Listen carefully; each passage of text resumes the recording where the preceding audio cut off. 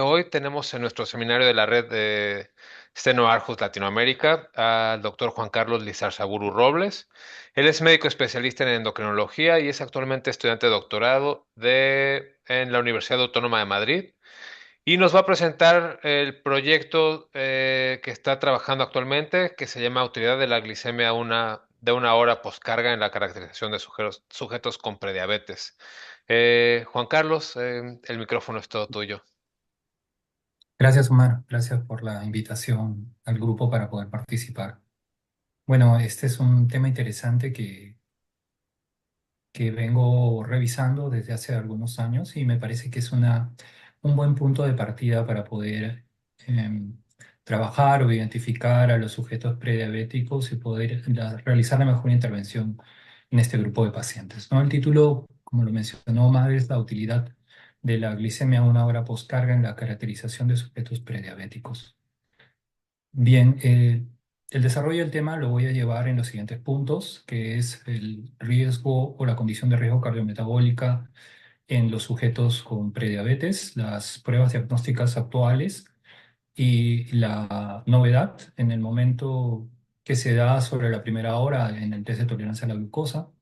hablar un poco de la estratificación o estratificación del paciente con prediabetes, el título del tema en pregunta, que sería ¿cuál es la utilidad o cuál sería la utilidad de la primera hora en test de tolerancia para la caracterización de sujetos con prediabetes? Hablaremos un poco de las estrategias de prediabetes de intervención en este grupo de pacientes para revisar nuestras conclusiones. Muy bien, hablemos inicialmente de la condición de riesgo cardiometabólica en el sujeto prediabético. Este esquema nos muestra de manera sintetizada o resumida lo que significa el estadio de prediabetes, en el cual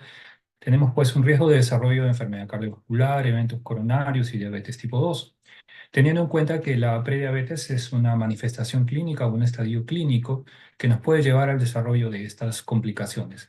Pero sin embargo, entendiendo también que la prediabetes tiene una etiología en la disfunción endotelial, estrés oxidativo y un proceso inflamatorio que tiene su base sobre la insulinoresistencia. Estas complicaciones que se devienen del estadio de prediabetes pues han sido estudiadas en varios reportes y uno de los más interesantes nos habla pues de diferentes metaanálisis en los cuales en estudios de corte poblacionales se ha visto que los estadios de prediabetes ya definidos como intolerancia a la glucosa, glucosa en ayunas alterada, la combinación de estos o el corte de hemoglobina glicosilada para definir prediabetes tiene un riesgo elevado para el desarrollo de mortalidad, de enfermedad cardiovascular, enfermedad renal crónica y otras complicaciones como son la demencia y algunos neoplasias o cánceres. Este estudio nos muestra cómo de mayor o menor intensidad las definiciones establecidas sobre prediabetes tienen una asociación positiva con cada una de estas complicaciones, desde las causas generales de mortalidad, de eventos cardiovasculares e incidencia de eventos coronarios. No solamente en la parte cardiovascular, también en otros aspectos como son la enfermedad renal crónica o algunas neoplasias, se ha visto que estas condiciones del estado prediabético ya definidas, glicemia en ayunas alterada, intolerancia a la glucosa y cortes de valor diagnóstico de hemoglobina glicosilada, tienen una asociación positiva respecto al desarrollo de estas complicaciones. En general, en este estudio nos hablan que las asociaciones más fuertes fueron para intolerancia a la glucosa en comparación con la glucosa en ayunas alterada o la hemoglobina glicosilada. Lo cual resulta interesante, pues mencionan que quizás en algún tipo de complicaciones la intolerancia a la glucosa o las 2 horas alterada en un test de tolerancia a la glucosa puede tener un mayor impacto en determinadas complicaciones. Las limitaciones que se vieron en este reporte es el hecho de que los estudios incluyeron, era un diseño observacional y la heterogeneidad que tenían los sujetos que pudiera estar dada por las diferentes etnias o locación geográfica. Entonces, prediabetes define un riesgo de complicaciones cardiometabólicas. Lo que tendríamos que definir o establecer es si realmente esta condición es un estado clínico de enfermedad. En base al diagnóstico de prediabetes, según los criterios conocidos, se ha descrito un mayor riesgo de desarrollar diabetes, pero además un mayor riesgo de enfermedad cardiovascular y otras complicaciones durante este estadio. En general existe un incremento de la morbimortalidad asociada por diferentes causas en sujetos con prediabetes. Y estudios observacionales de seguimiento de más de 20 años han demostrado el mayor riesgo de mortalidad por enfermedad cardiovascular en sujetos prediabéticos. ¿Cuáles son las pruebas diagnósticas actuales en prediabetes? Algunas de las ya mencionadas. Y veamos también un poco lo que significa la primera hora del test de tolerancia a la glucosa. Las pruebas diagnósticas en diabetes, las tradicionales o las descritas que utilizamos regularmente, pues son las pruebas de glucosa en ayunas alteradas, la prueba de 2 horas después de un test de tolerancia y el corte de hemoglobina glicosilada para diagnóstico de diabetes. Sin embargo, en la actualidad se han propuesto algunas nuevas formas de definir a los sujetos con hiperglicemia intermedia o prediabetes, que están incluidas desde la primera hora del test de tolerancia y pasan por otras pruebas que resultan interesantes, como utilizar el monitoreo continuo de glucosa para definir un estado de hiperglicemia intermedia, o algunos marcadores que pueden ser la fructosamida o la albúmina glicada, que también pudieran estar indicándonos estados de prediabetes. Sin embargo, nosotros vamos a ceñirnos a lo que es la primera hora del test de tolerancia a la glucosa. Y al final de ello, nosotros queremos indagar si esta primera hora del test de tolerancia a la glucosa tendrá alguna relevancia diferente a los otros controles o cortes de glicemia sobre el diagnóstico de insulinoresistencia o deficiencia en la secreción de insulina. ¿Cuáles son los estudios que hay respecto a la primera hora del test de tolerancia a la glucosa? Esto se viene en realidad dilucidando desde hace bastantes años, casi 15 años, en los cuales se han propuesto o se han descrito diferentes estudios que utilizan la primera hora como un marcador de riesgo de diabetes tipo 2. Uno de los primeros estudios es aquel publicado por Abdul Ghanid y el doctor Ralph Fronso, en el cual estudia la primera hora en asociación con el síndrome metabólico para poder identificar sujetos de alto riesgo de futuro riesgo de desarrollar diabetes tipo 2. Posteriormente han habido más estudios en los cuales se evalúa la utilidad que pueda tener en el dosaje o la evaluación de un metabolismo normal de la glucosa, la alteración que pudiera tener la función de la célula beta, el desarrollo de insulinoresistencia o el perfil cardiometabólico en sujetos que tienen elevada la primera hora del test de tolerancia a la glucosa, y pues también como un marcador temprano de predicción. Sin embargo, uno de los estudios más interesantes que hemos podido revisar es el estudio de perfiles eh, o estratificación de sujetos con prediabetes en base a los criterios establecidos de cortes glicémicos, hemoglobina glicosilada, y en este caso agregando lo que significa la primera hora del test de tolerancia a la glucosa. Este estudio es interesante porque es uno de los primeros que utiliza la primera hora del test de tolerancia a la glucosa como un medio de estratificación en los grupos de riesgo.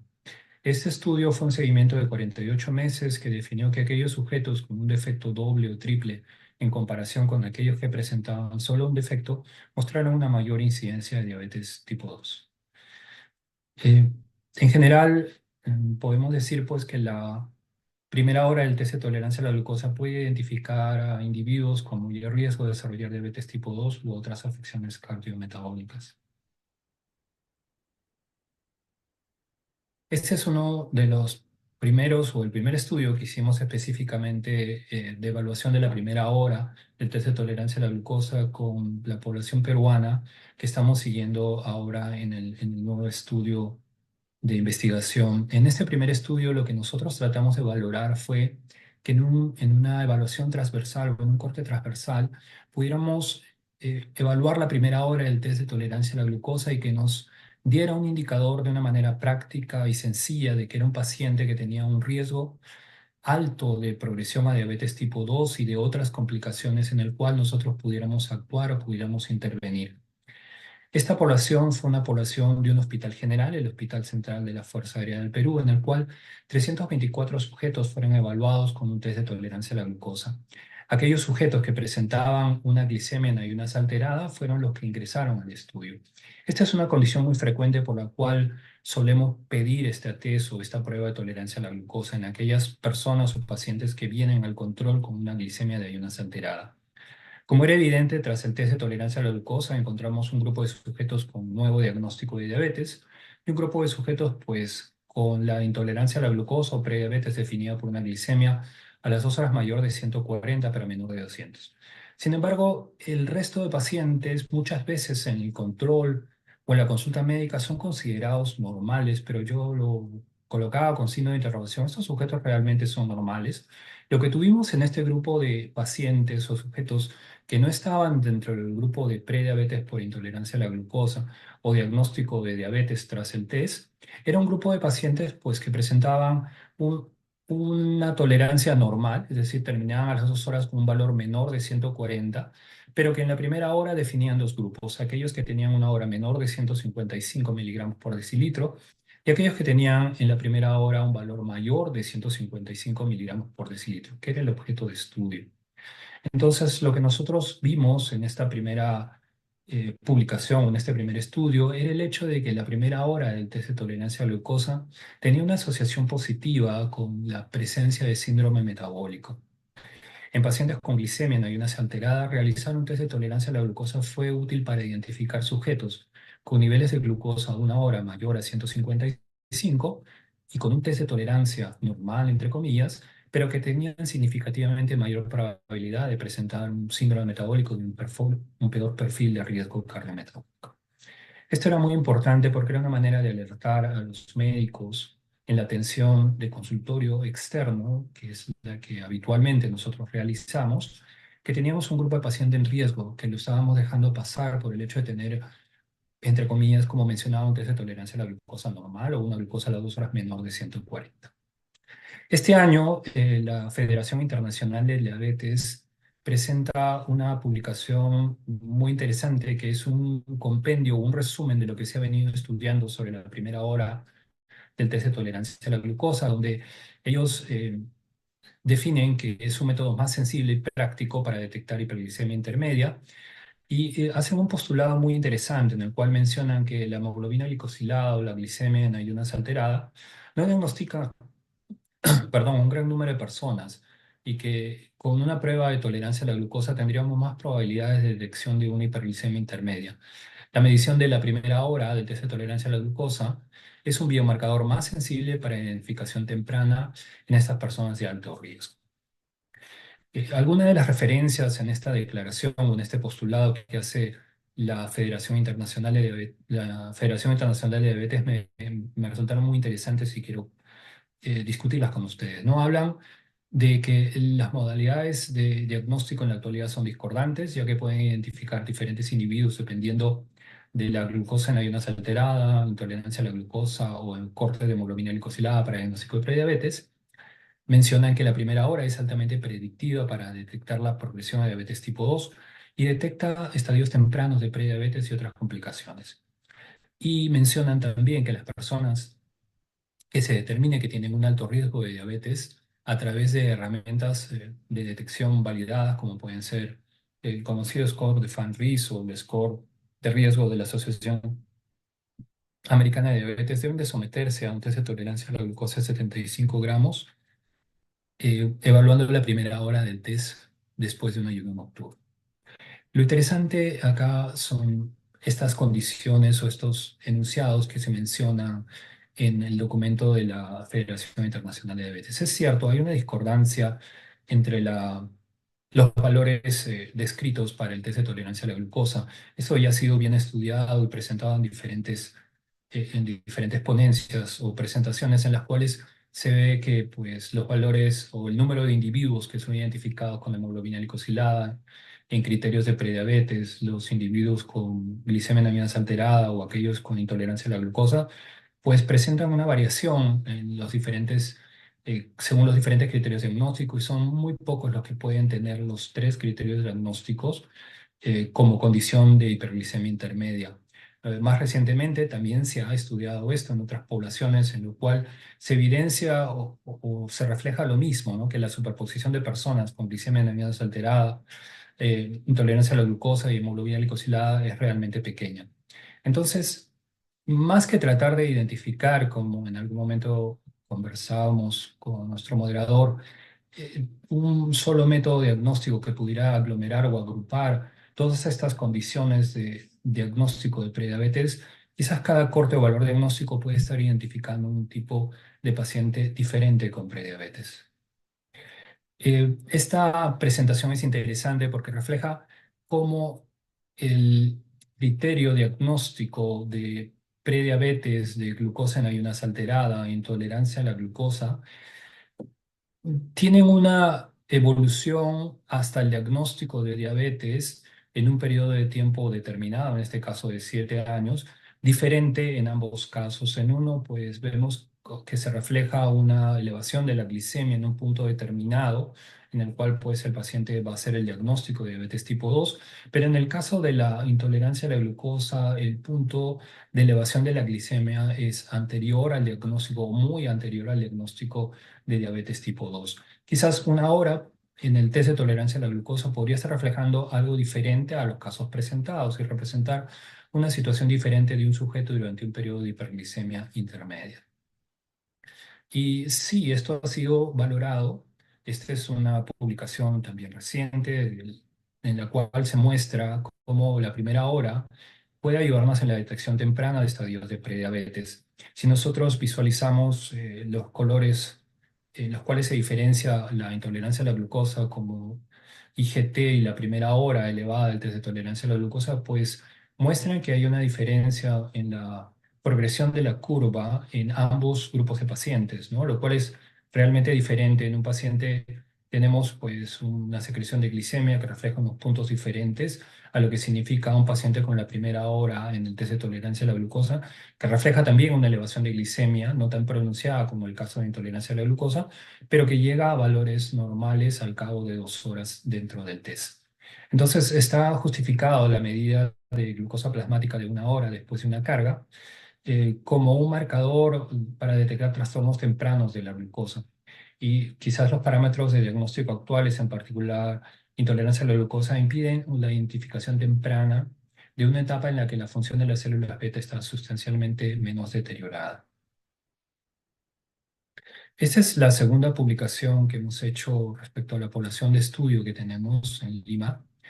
Y es una evaluación muy interesante en la cual comparamos la efectividad en la predicción de diabetes tipo 2 con el uso de la primera hora del test de tolerancia a la glucosa y la comparamos con dos marcadores conocidos que son el síndrome metabólico y el score de Fine-Risk. Es un estudio de corte y de seguimiento a 7 años, en la cual pues, las variables de exposición fueron la primera hora del test de tolerancia a la glucosa, el síndrome metabólico y el Fine Risk, con un score mayor de 13 puntos, y el desenlace fue el diagnóstico de diabetes tipo 2.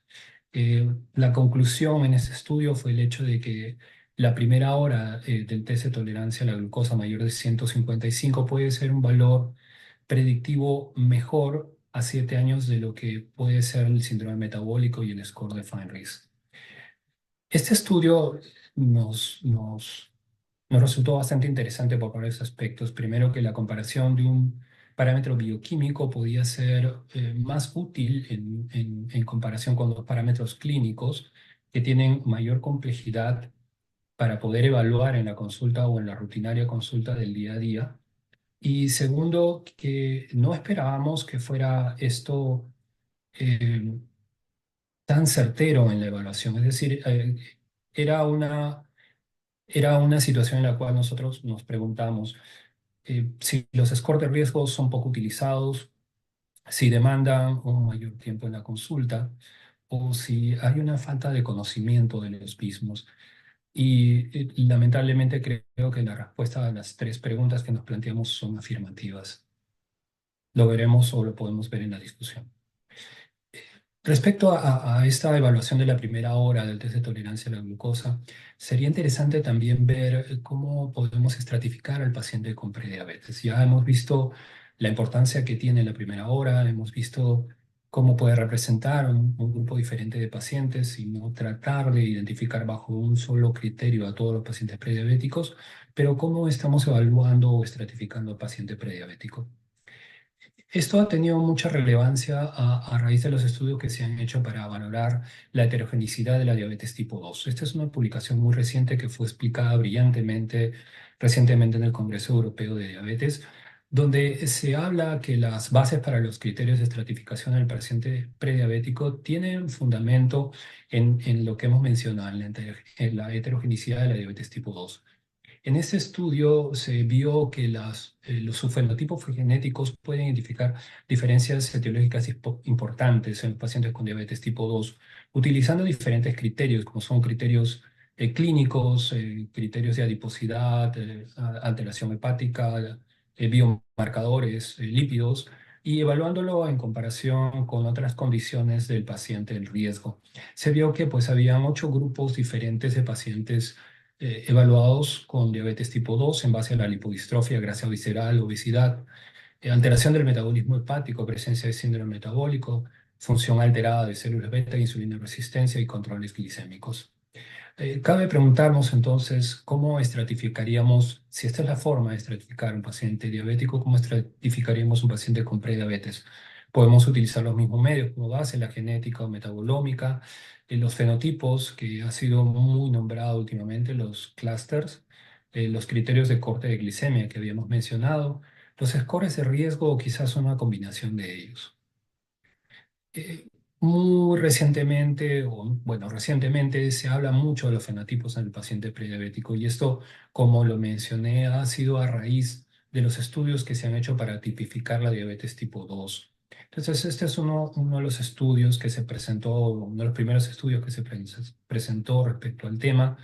donde se menciona que la diabetes tipo 2 puede ser más heterogénea, en particular considerando los anticuerpos para diagnóstico de diabetes, la edad, el índice de masa corporal, hemoglobina glicosilada y la función de la célula beta, identificando 5 grupos de pacientes diabéticos diferenciados, ¿no? En base a ello, hay 2 estudios muy interesantes respecto a la tipificación o fenotipificación del paciente prediabético, uno presentado por Wagner y otro por Popovic, en los cuales hablan de los sujetos en riesgo de diabetes tipo 2 y tratan de tipificarlos o fenotipificarlos en clúster, unos de alto riesgo, en los cuales se asume que debemos de tener una intervención, y unos de bajo riesgo en los cuales podemos monitorizar al paciente durante un periodo determinado.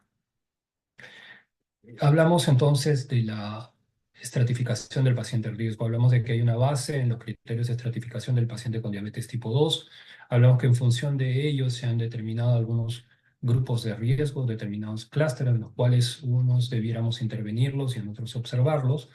Pero, ¿qué pasa cuando nosotros tratamos de evaluar al paciente prediabético no solamente con los valores de glicemia o hemoglobina glicosilada? Esa es una publicación muy interesante en la cual se utiliza no solamente estos criterios mencionados, sino score de riesgo, como son el FANRIS, el NICE y el score de LADA, donde se concluye que la combinación de factores sociodemográficos y clínicos con pruebas de laboratorio mejora la estrategia del screening. Hasta ahora no nos hablan de estratificar, pero es una buena estrategia para poder hacer una pesquisa de estos pacientes en riesgo. La glucosa en ayunas hablan que por viabilidad y costo es una de las mejores herramientas que tenemos, pero sin embargo, incluyendo la hemoglobina glicosilada, el HDL, los triglicéridos, puede mejorar la predicción y que la estrategia de 2 pasos, utilizar un criterio clínico y evaluar una hiperglicemia, puede tener un mejor impacto en la predicción de diabetes tipo 2. Esto me pareció muy interesante porque nosotros presentamos un estudio en el cual pues había una diferencia en la predicción de diabetes tipo 2 utilizando un marcador bioquímico como es la glicemia en la primera hora mayor de 155, que era superior o mejor a 7 años en un grupo definido de pacientes respecto al score de Fahrenheit y el síndrome metabólico, pero individualmente no hemos hecho una valoración en conjunto de estos criterios o condiciones para poder valorar el paciente prediabético. Entonces, quizás la combinación de ambos nos dé una mejor estrategia. Ahora, siguiendo la línea en la cual estamos mencionando la estratificación del paciente prediabético, una hora poscarga en la caracterización de pacientes con prediabetes será útil. Bien, esta es una publicación, un estudio muy interesante respecto a qué sucede tras una carga de tolerancia a la glucosa en los pacientes que fueron evaluados con glicemia en ayunas alterada, intolerancia a la glucosa y nuevo diagnóstico de diabetes, ¿no? Acá, si vemos cada una de estas eh, condiciones en el paciente, está reflejando una curva de glicemia. Si prestamos atención al color verde que refleja aquella curva de glicemia que describió el paciente con glucosa en ayunas alterada y en color lila o color morado, aquella curva de glicemia que representó este paciente con intolerancia a la glucosa, estas van a reflejar también una condición en la fisiopatología respecto a la secreción de insulina. En el caso de la glicemia en ayunas alterada, vemos una curva de secreción de insulina que evidentemente es más alta que una curva normal, pero en el caso del paciente con intolerancia a la glucosa, vemos una curva de secreción de insulina que prácticamente es igual a la curva de secreción de insulina en el caso de los pacientes con nuevo diagnóstico de diabetes. Entonces, quizás un criterio de glucosa en la primera hora del test de tolerancia a la glucosa está reflejando una secreción de insulina diferente, porque al final de cuentas es un paciente que no va a llegar a ser intolerante a la glucosa, y quiere decir que al cabo de 2 horas va a tener un valor promedio menor de 140 en la glicemia de 2 horas, pero es un paciente que también va a definir una condición de hiperglicemia intermedia. Entonces, quizás pudiéramos ubicarlo en una situación diferente respecto a la secreción de insulina y debiera ser una condición diferenciada del paciente con intolerancia a la glucosa. Este estudio, en conclusión, menciona que las concentraciones medias de glucosa en diferentes cortos como 30, 0, 30, 60 y 120 en un test de tolerancia a la glucosa pueden identificar sujetos en riesgo y que la insulinoresistencia es predictiva de diabetes tipo 2 y está asociada a trastornos metabólicos tanto en condiciones de ayuno como en condiciones postprandiales. Muy bien, la tercera parte de nuestro estudio o seguimiento que estamos haciendo de esta población peruana es el hecho de poder evaluar si hay un perfil de paciente prediabético diferenciado entre la glicemia 1 hora y la intolerancia a la glucosa. En esta tercera parte lo que nosotros tratamos de evaluar es la incidencia de nuevos casos de diabetes en función de la primera hora y la intolerancia a la glucosa y la asociación con otros factores de riesgo. El objetivo sigue siendo el mismo que el segundo estudio, el diagnóstico de diabetes tipo 2. La exposición son los criterios ahora básicamente en corte de glicemia de 1 hora más de 155 y 2 horas eh, como intolerancia a glucosa mayor de 140 pero menor de 200. La, perdón. La secuencia o la evaluación en este grupo de pacientes fue a partir del grupo original que tuvimos de pacientes. Excluimos a aquellos que no tenían la data incompleta o que habían fallecido durante el periodo de seguimiento. Nuestra data final es de 321 pacientes en los cuales estamos valorando estos tres grupos evaluados inicialmente. Aquellos con 1 hora menos de 155, 1 hora más de 155 y un grupo con intolerancia a la glucosa, con una glicemia de las 2 horas más de 140, pero menor de 200, para valorar los nuevos casos de diabetes tipo 2. Algunos resultados preliminares que tenemos en este seguimiento son muy interesantes. Acá traté de describirlo gráficamente, cómo podemos visualizar a cada uno de estos grupos de pacientes. Eh, es una gráfica sugerida, no necesariamente es lo que ha resultado, obviamente, en las curvas que pudieran evaluarse de cada uno de estos pacientes, pero refleja de manera muy didáctica lo que pudiéramos nosotros mostrar a un médico de atención primaria o un médico de atención en consulta para poder identificar a aquellos pacientes en riesgo. Entonces, vemos un grupo de pacientes que es el grupo 1 con una glucosa menor de 155, un grupo número 2 que es aquel que tiene una glicemia mayor de 155 la primera hora, pero es importante que se note que es un paciente que a la segunda hora tiene una glucosa menor de 140, y un tercer grupo que es aquel grupo con la glicemia elevada en la curva de tolerancia a la glucosa, independientemente de lo que suceda en la primera hora, es un paciente que en la segunda hora va a tener una glucosa mayor de 140 miligramos por decilitro. En este grupo de pacientes vimos que en un seguimiento de 7 años, en un promedio de 4,6 años, había un porcentaje significativo de 24,3% de pacientes que debutaron con diagnóstico de diabetes tipo 2, casi un 25%, lo que resultó muy, muy interesante en un seguimiento de pacientes de alto riesgo. La incidencia acumulativa de diabetes tipo 2 en estos tres grupos fue la siguiente, ¿no? De 10,6% para los sujetos de sujetos que desarrollaron diabetes tipo 2 en el primer grupo, de un 37% en el grupo 2 y de un 33% casi en el grupo 3. Independientemente, una primera conclusión que tenemos en estos resultados preliminares es que independientemente del criterio de diagnóstico inicial de prediabetes, uno de cada 5 sujetos con diagnóstico de prediabetes desarrollará diabetes en un periodo menor a 5 años. Y pues revisando un poco la bibliografía, vimos que en el Perú no tenemos registrados estudios de seguimiento respecto al desarrollo de diabetes tipo 2 en pacientes con prediabetes. Solo tenemos información respecto a la prevalencia de prediabetes, que es muy heterogénea en los resultados, desde un 6 hasta un 52%, y utilizando diferentes criterios, el criterio de la Asociación Americana de Diabetes o de la Organización Mundial de la Salud. En un análisis un poco más detallado, pero todavía preliminar, vimos que habían algunas asociaciones positivas con algunas condiciones, como la actividad física, el índice de masa corporal o el perímetro abdominal, para el desarrollo de diabetes tipo 2, como pudiera ser esperable en un periodo de tiempo de 7 años. Pero quizás lo más interesante está en la parte final, en la definición de los grupos de riesgo, los grupos de una hora de menos de 155, mayor de 155, mayor de 140, donde hubo una asociación positiva para el desarrollo de diabetes tipo 2. En este grupo en particular, nosotros encontramos que tanto en el análisis de regresión eh, ajustada como no ajustada, en el caso de la regresión ajustada fue por el ajuste de edad, sexo, índice de masa corporal, se presentaba una asociación positiva al desarrollo de diabetes tipo 2 tanto con una hora más de 155 como intolerancia a la glucosa. Preliminarmente, como les menciono, encontramos que pues, la primera hora se muestra como un marcador de riesgo independiente de diabetes tipo 2 en individuos con tolerancia normal a la glucosa, en una muestra de sujetos peruanos de alto riesgo que son evaluados regularmente en consulta médica. ¿Y cuál es la importancia entonces ahora si estamos identificando un grupo de riesgo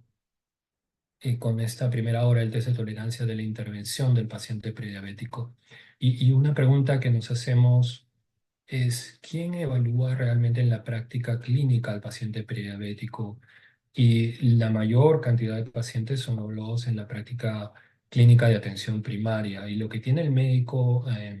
dentro de su visualización del paciente es un resultado de laboratorio. Y un resultado de laboratorio que pues muchas veces puede mostrar esta situación. La primera hora alterada en el test de tolerancia a la glucosa.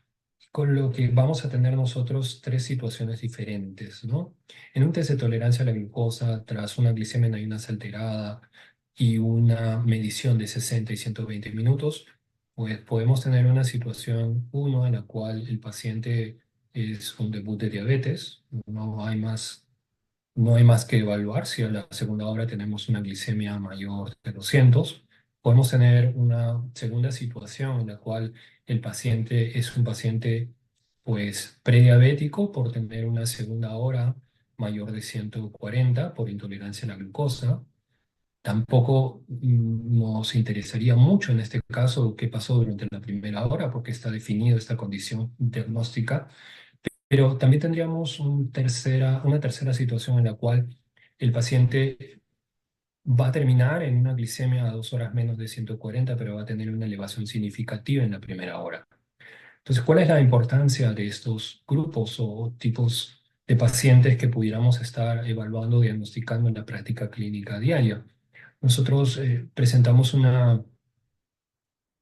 esquema sugerido con respecto a los clúster o grupos de diagnóstico en pacientes con prediabetes, y quizás estos grupos de intolerancia a la glucosa y primera hora del test de tolerancia a la glucosa alterada pudieran estar reflejados en alguno de estos grupos de pacientes. La intolerancia a la glucosa pues pudiera estar reflejando el paciente en el cual tenemos ya un deterioro severo respecto a la insulino sensibilidad y secreción de insulina, y en la cual la intervención se vuelve necesaria,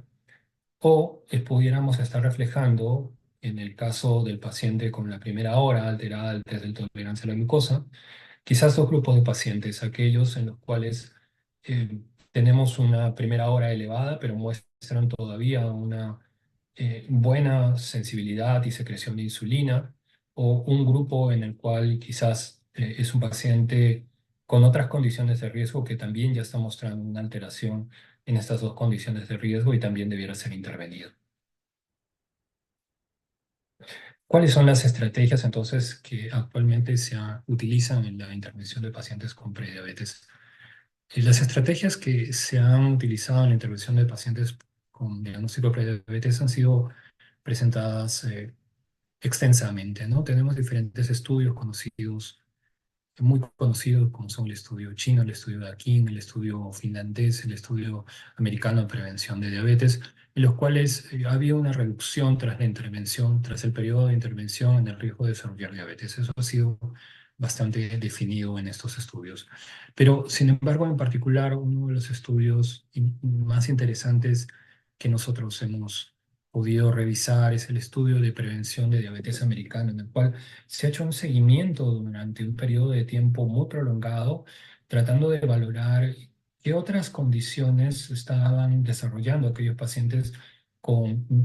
prediabetes o intolerancia a la glucosa durante un periodo de tiempo de seguimiento, y no solamente enfocados al hecho del diagnóstico de diabetes tipo 2, sino al hecho de las complicaciones micro y macrovasculares y otras condiciones de riesgo.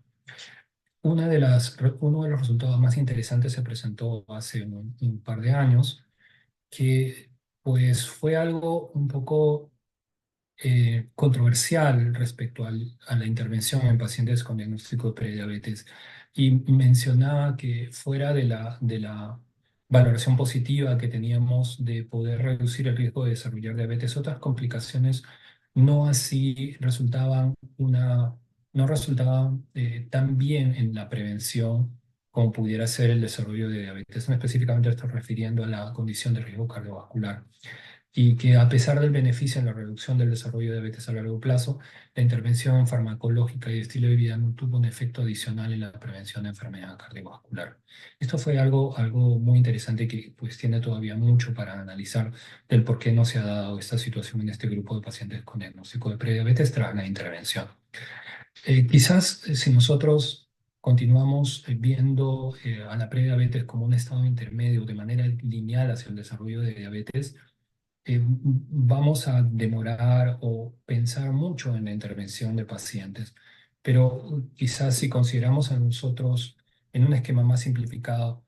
no un estadio de progresión lineal hacia la condición de diabetes, sino una condición establecida que requiere intervención, ponemos al mismo nivel la prediabetes que la enfermedad cardiovascular y la diabetes tipo 2, nos resulte de manera más práctica poder pensar en la intervención de este grupo de pacientes. Creo que en esta condición de igualdad podemos agregar las condiciones de obesidad y alteración hepática, grasa, puesto que son condiciones que pudieran estar simultáneamente presentándose en estos grupos de pacientes. Con esto, yo creo que la estratificación de individuos con prediabetes, de acuerdo con los resultados de la curva de tolerancia a la glucosa, y considerando la primera hora, nos podría orientar mejor a una intervención en estos sujetos o individuos con hiperglicemia intermedia. Esto solamente es un gráfico para demostrar que ya hay diferentes estudios en los cuales se ha evaluado intervención en pacientes prediabéticos, no solamente orientados al control de la glicemia, sino orientados al control de peso y intervención intensiva respecto al estilo de vida. Bien, para concluir, entonces, la prediabetes es un estado de riesgo de progresión a diabetes y una condición de desarrollo de múltiples complicaciones, principalmente cardiometabólicas. La primera hora del test de tolerancia a la glucosa se presenta como una herramienta sensible y práctica para detectar hiperglicemia intermedia y un predictor independiente de diabetes tipo 2 en sujetos con tolerancia normal a la glucosa. La estratificación del paciente con prediabetes nos podría ayudar a definir mejor el riesgo en determinados sujetos e individualizar la intervención. Y pues la curva de tolerancia a la glucosa, considerando la primera hora, puede contribuir a identificar diferentes categorías de sujetos en riesgo de diabetes tipo 2. La intervención, entonces, del paciente con prediabetes es necesaria, es prioritaria y debe orientarse en la atención médica a los pacientes de alto riesgo, priorizando el uso de pruebas sencillas y de fácil acceso para este fin. Y pues les agradezco mucho su atención y eso sería todo.